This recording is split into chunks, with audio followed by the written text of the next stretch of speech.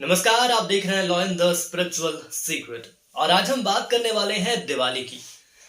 दिवाली से शुरू करें यह धन प्राप्ति के प्रयोग, इससे आपकी आर्थिक स्थिति बदलेगी। जी हाँ, सनातन धर्म में दिवाली के पर्व का विशेष महत्व होता है। इस दिन माता लक्ष्मी और भगवान गणेश का पूजन किया जाता है और माता लक्ष्मी से यही अरदास की जाती है, यही कामना की जाती है कि हमारे घर में सुख समृद्धि बनी रहे। हर आमो खास भक्त यही चाहता है कि धन लक्ष्मी की वर्षा हो, सुख समृद्धि की कामना तो की ही जाती है।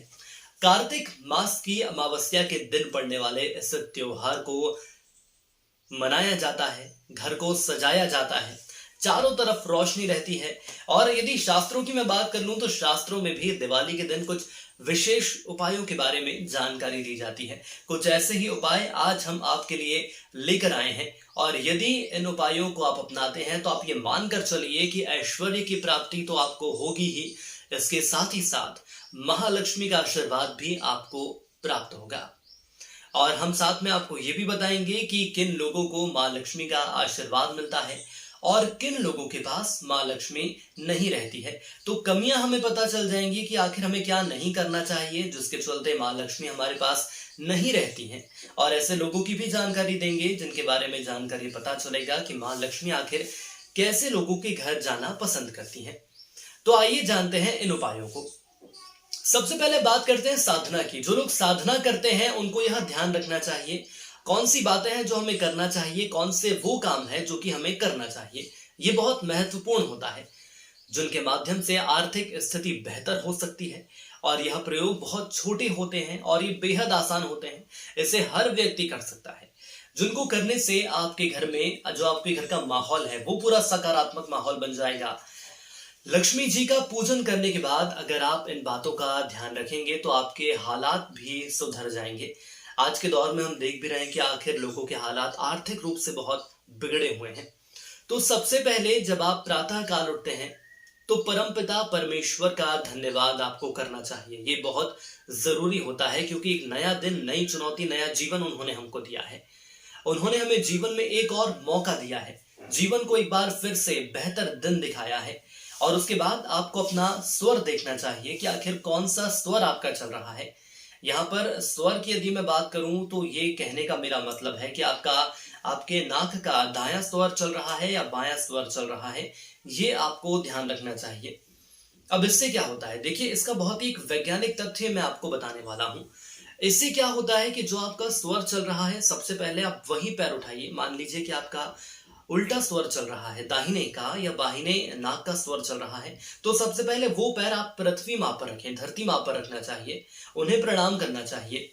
ये बहुत ही शुभ माना गया है। न सिर्फ वैज्ञानिक दृष्टि से, धार्मिक दृष्टि से भी ये काफी शुभ माना गया है। और ऐसा कहते हैं, ऐसा होता भी है कि इससे आपकी दिन की शुरुआत काफी सकारात्मक होती है। तो ये तो आपके दिन की शुरुआत हुई और इसके बाद आपको पूजा पाठ करना है। उसके बाद हम काम पर निकलते हैं, यानी कि हम सभी काम पर निकलते हैं। तो आपको क्या करना है, आपको एक लोटा जल सूर्य को चढ़ाना है। जो सूर्य देवता है उन्हें एक लोटा जल चढ़ाना है। मंत्र के उच्चारण के साथ भगवान सूर्य को जल चढ़ाने के पश्चात अगर आप पूजा पाठ करते हैं तो ये बहुत ही अच्छा होता है। मैं आपको ये भी बता देता हूं कि इससे आखिर क्या होता है, क्योंकि कई लोग जानना चाहते हैं कि प्रयोग तो हम करते हैं, ये कोशिश भी हम करते हैं, लेकिन आखिर इससे होता क्या है। तो जानिए इससे क्या होता है। इससे आपको अपनी साधना में सकारात्मक लाभ मिलेगा। आपको ऐसा लगेगा कि एक अदृश्य शक्ति जो कि आपके साथ है, आपकी मदद कर रही है।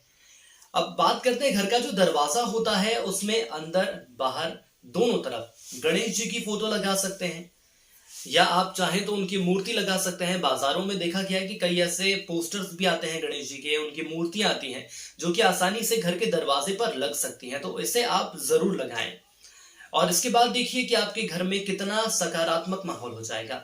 जो नकारात्मक ऊर्जा है ये दूर हो जाएगी। और ये जो प्रयोग है इसके बहुत सारे लाभ भी देखने को मिलते हैं। जब से आप शुरुआत करेंगे उसके बाद आपको महसूस होगा कि हाँ, परिवर्तन अब देखने को मिल रहा है। जिन साधकों ने इसका प्रयोग किया है और उनको इसका लाभ भी मिल रहा है। इसके अलावा अगर आपके घर में एकाक्षी नारियल रखा गया है, ये बहुत खास बात है, ध्यान रखिए। एकाक्षी नारियल आखिर क्या होता है।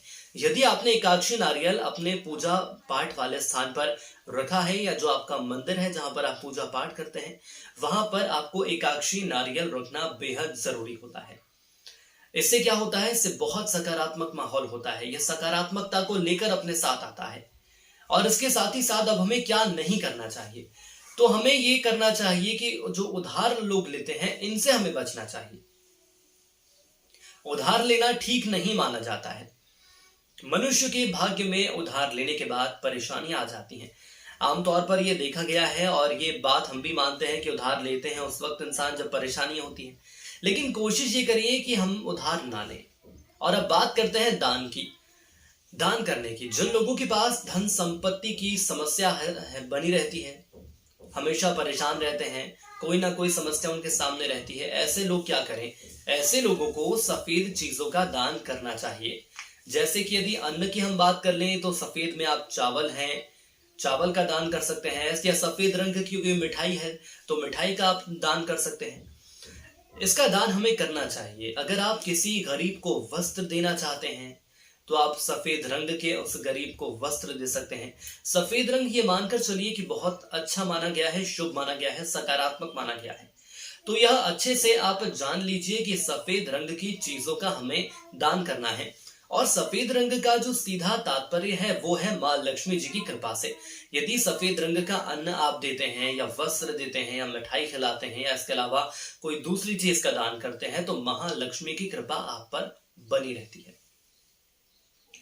इसके अलावा हर व्यक्ति को अपने कार्यालय या व्यापार स्थल पर आने से पहले और अंदर जाने से पहले एक बार अपने इष्ट देव को आपको जरूर याद करना चाहिए। मान लीजिए कि हम हमारे ऑफिस में, हमारे कार्यालय में, हमारे दफ्तर में या हमारी दुकान है, हम व्यापारी हैं, तो प्रवेश करने से पहले एक बार आप परमपिता परमेश्वर को जरूर याद करिए, उसके बाद ही प्रवेश करना चाहिए।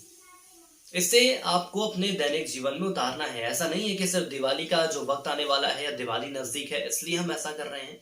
इसे हमें हमेशा अपने जीवन में उतारना चाहिए। इससे नकारात्मक शक्तियां खत्म होती हैं, सकारात्मक शक्तियों का वास होता है।